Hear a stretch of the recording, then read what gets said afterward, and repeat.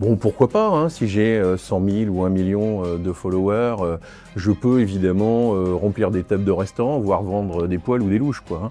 Mais Instagram, finalement, c'est un espace de visibilité, c'est pas un label de qualité. Pour coller à ces valeurs, Chloé Charles marraine le label Écotable qui valorise les restaurants soucieux de leur impact écologique. Enfin, je suis très engagé depuis très longtemps. En fait, typiquement, ça c'est un poisson qui est pas tellement valorisé alors que c'est un super poisson. Il y a beaucoup de gens qui savent pas forcément le cuisiner et qui trouvent ça trop caoutchouteux. Nous, en fait, on va le servir cru. Et en fait, avec les arêtes, on fait des super sauces.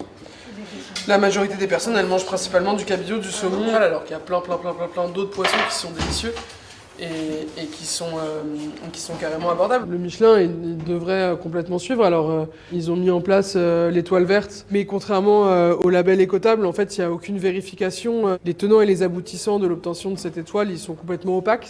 Dans une époque où le greenwashing prend une place monstrueuse, pour le coup, je trouve que l'étoile verte devrait être sujette à des critères drastiques.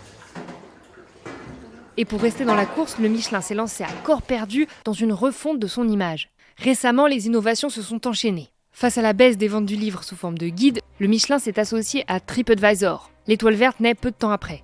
En 2025, les coups de com' sont encore plus étonnants, comme ce match de foot entre chef cuisinier et joueur du FC Metz qui aura lieu juste avant la cérémonie. Une annonce a aussi fait grand bruit. Le gagnant de Top Chef, qui a repris ce mercredi 26 mars, aura l'opportunité de gagner une étoile au guide Michelin. Top Chef et le guide Michelin s'allient pour une saison absolument historique. C'est quelque chose qui a beaucoup perturbé les chefs. Beaucoup pensent aujourd'hui que pour avoir une étoile, il faut ce temps long pour arriver à concrétiser une étoile aujourd'hui. Le Michelin d'avant, c'était tout ça. C'était une identité, un lieu, un homme, une vie. Mais où c'est ? Non. Mais on marche sur la tête, là. Ce que je trouve un peu triste, c'est que on part du principe qu'à partir du moment où on fait de la cuisine comme métier, notre objectif c'est d'avoir une étoile au guide Michelin. Mais pas du tout.